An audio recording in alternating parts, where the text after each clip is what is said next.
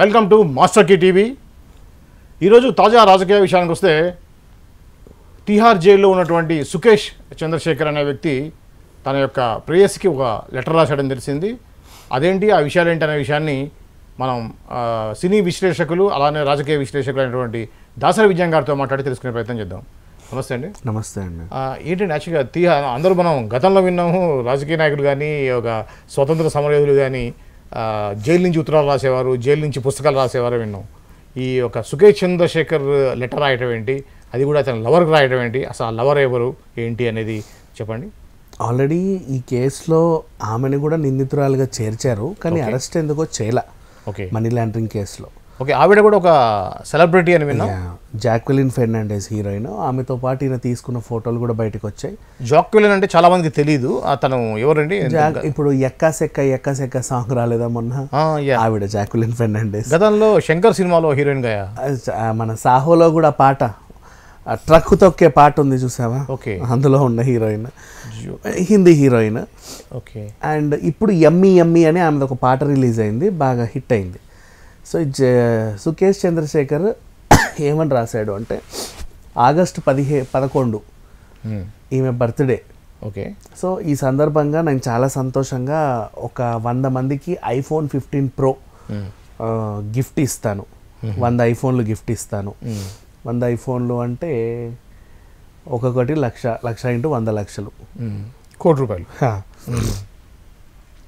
ఇంకెక్కువ అయింది, 1,50,000 వరకు అవుతుంది కదా అటు ఇటుగా. సరే, అదొకటి.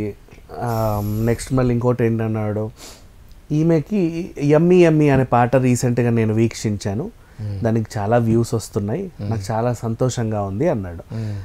ఇప్పుడు ఇక్కడ అసలు విషయానికి వస్తే, జైల్లో ఉన్న సుకేష్ చంద్రశేఖర్ ఇంటర్నెట్ ఎలా వాడుతున్నాడు, యమ్మీ యమ్మీ పాట ఎప్పుడు చూశాడు, దాని కామెంట్లు ఎప్పుడు చదివాడు, దాని వ్యూస్ ఇతనికి ఎలా తెలుసు అనేవి క్వశ్చన్ యాక్చువల్గా. ఓకే, చాలా మంది కూడా సుకేష్ చంద్రశేఖర్ లేఖ రాశాడు, లాయర్కి ఇచ్చాడు, ఆయన బహిరంగంగా అందరికీ చూపించాడు, జాక్వెలిన్కి కూడా చూపించాడు అని మాట్లాడుకుంటున్నారు. మనం అనలైజ్ చేస్తే తిహార్ జైల్లో రాజభోగాలు ఉంటాయి డబ్బులు ఇస్తే అని ఉన్న ఒక చిన్న అభియోగం ఉంది. అది నిజమని తెలియట్లా. అవును, ఇప్పుడు జైలు అధికారులు ఒకవేళ స్పందించి దీని మీద చర్యలు తీసుకుంటే కానీ తెలియదు. గతంలో విన్నాం ఆల్రెడీ, కవిత కానీ వీళ్ళు కానీ, కవిత గురించి కూడా మాట్లాడారు.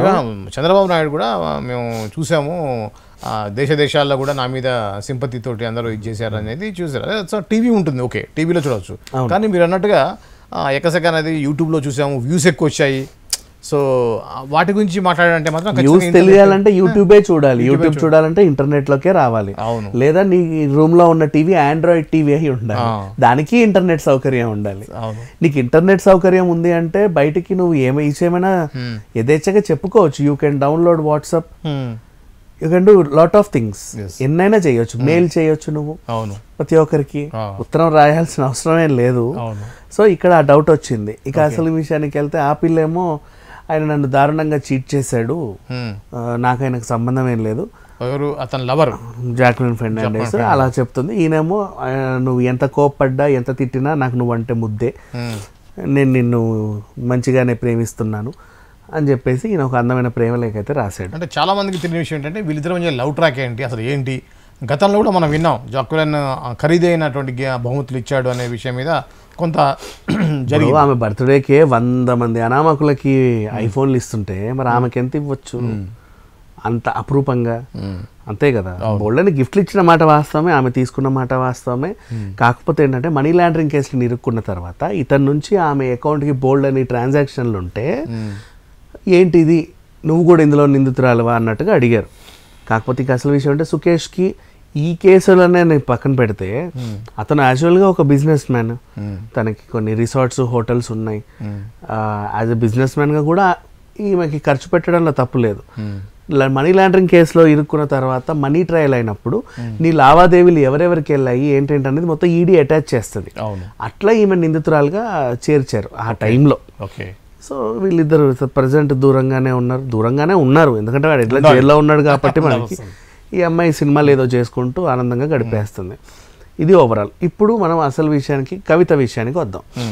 సో తీహార్ జైల్లో ఇప్పుడు ఈయన ఇంటర్నెట్ వాడుతున్నాడు అంటే మా కవిత కూడా రాజభోగాలు అనుభవిస్తుందేమో అని సాటిస్ఫై అవుతారేమో వీళ్ళంతా. యాక్చువల్గా జైల్లో మగవాళ్ళ సంగతి పక్కన పెడితే మహిళా ఖైదీలకి కొంచెం ఇబ్బందికరమైన వాతావరణమే ఉంటుంది. ఎందుకంటే మహిళలకి నిజంగా అంటే వాళ్ళకి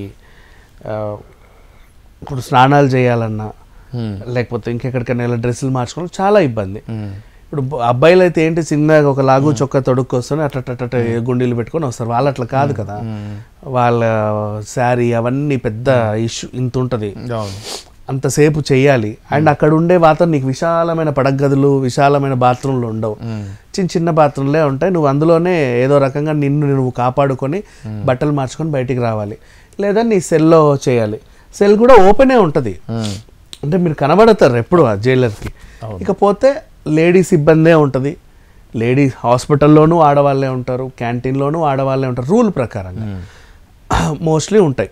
కానీ ఈ మధ్య కాలంలో తెలిసినటువంటి ఒక వార్త ఏంటంటే ఏ జైల్లో అయితే కవిత ఉందో తీహార్ జైల్లో, అదే జైల్లో ఎక్కువ మంది ఎయిడ్స్ బారిన పడ్డారు, చాలామంది గర్భవతులు అయ్యారు. అంటే మగ జైలర్లు కూడా ఉన్నారు, మగ సిబ్బంది కూడా అక్కడ పనిచేస్తుంది అని అర్థం చేసుకోవాలి. ఓకే, వీళ్ళకి ఏంటంటే పాపం అక్కడ డబ్బులు ఉండవు, కానీ ఫెసిలిటీస్ కావాలి అనుకుంటే ఇక వాడికి లొంగిగా తప్పదు, ఇంకా ఒళ్ళే అమ్ముకోవాలి, ఇంకేం ఉండవు. అలా ఒళ్ళు అమ్ముకొని కొంచెం వాడి ఫ్రెండ్లీ అయిన తర్వాత కొద్ది గొప్ప రాజభోగాలు అనుభవిస్తూ ఉంటారు. అంటే మరీ చిన్న చిన్న ఫెసిలిటీస్ వాళ్ళకి కావాల్సినవి. అండ్ మళ్ళీ శానిటరీ ప్రాబ్లమ్స్ వస్తాయి. ఇప్పుడు వాళ్ళు ఇవ్వరు కదా, వీళ్ళకున్న ఒకవేళ ప్రొవైడ్ చేసినా ఒకటో రెండో ఒక నాసిరకంగా ఏదో ఇస్తారేమో, కానీ శానిటరీ ప్రాబ్లమ్స్ కూడా చాలా ఉంటాయి. ఇట్లా లేడీస్ అయితే నిజంగా నరకం అయితే అనుభవిస్తారు జైల్లో 100%. అండ్ చాలా మందికి జుట్టుకు రంగేసుకునే అలవాటు ఉంటుంది, అద్దంలో చూసుకోలేరు. జైల్లో ఉంటే అట్లాంటి ఫెసిలిటీ ఒకటి ఇక్కడ నుంచి ఇట్లా తెల్లబడతా ఉంటాయి, ఏదో అయిపోతుంది అని. వాళ్ళు మానసికంగా కుంగిపోతారు, నా అందం పాడైపోతుంది అని. నెక్స్ట్ బాడీ వాషులు, ఫేస్ వాషులు, అందమైన షాంపూలు అలవాటు పడ్డ వాళ్ళు అక్కడ క్యాంటీన్లో ఉండే సబ్బులే కొనుక్కోవాలి, అవే రుద్దుకోవాలి, ఆ పేస్ట్లు అవే వాడాలి. కాస్మెటిక్ ప్రొడక్ట్స్ కూడా లిమిటెడ్గా ఉంటాయి కాబట్టి అవన్నీ రుద్దుకోలేరు. కాబట్టి మెయింటైన్ చేసేవాళ్ళు ఎక్కువ ఇంట్లో డైలీ రొటీన్ మెయింటైన్ చేసేవాళ్ళు ఆ ఒక్క సబ్బుతో కొన్నాళ్ళు బతకడం కష్టమే. అది చాలా నాళ్ళు ఉన్న కొద్దీ వాళ్ళకి స్కిన్ ప్రాబ్లమ్స్ కూడా వస్తూ ఉంటాయి. మళ్ళీ ఇంకోటి ఏంటి, ఇంట్లో ఉంటే అరికాళ్ళకి వాళ్ళు పెడిక్యూర్ చేసుకునేవాళ్ళు, అక్కడ అదే చెప్పులతో మొత్తం నడవాలి కాబట్టి కాళ్ళకి పగుళ్ళు ఏర్పడతాయి, బోలెడని ప్రాబ్లమ్స్ ఉంటాయి వీళ్ళకి. సో ఆ రకంగా ఒంటిపైన గాయాలు అవుతాయి, కాళ్ళకు వాపులు వస్తాయి, ఇట్ హ్యాపెన్స్ అంతే. ఇకపోతే చాలా మంది అనుకుంటారు అబ్బా కవిత ఒక కేసీఆర్ కూతురు కదా బాగా చూసుకుంటారు అని, కానీ ఎవరిని అంటే వాళ్ళు ఎంత బాగా చూసుకున్నా కూడా వీళ్ళకు ఉండాల్సిన ఇబ్బందులు బోల్డ్ అని ఉంటాయి. ఇకపోతే చంద్రబాబు నాయుడు గారు కానీ కేజ్రీవాల్ కానీ బయటకు వచ్చాక చెప్పినటువంటి విషయాలు ఏంటి, జైల్లో నన్ను ఇబ్బంది పెట్టారు, కమౌంట్ కూడా ఇండియన్ కమౌంట్ ఇచ్చారు, నేను కూర్చోలేకపోయాను, టేబుల్ అడిగితే ఇవ్వలేరు, చైర్ అడిగితే ఇవ్వలేదు, పెన్ ఇవ్వలేదు, పేపర్ ఇవ్వలేదు, ఇలాంటి కొన్ని కంప్లైంట్స్ చేశారు.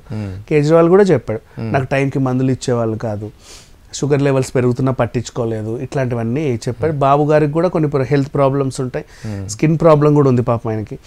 సో ఉంటాయి, జైలు మాత్రం ఇదే. ఇకపోతే ఇంతమంది మహానాయకులు అందరూ బయటకు వచ్చి అన్ని కష్టాలు అనుభవించామని చెబుతుంటే ఏది నమ్మాలో ఏది ఎడవాలో అర్థం కావట్లా.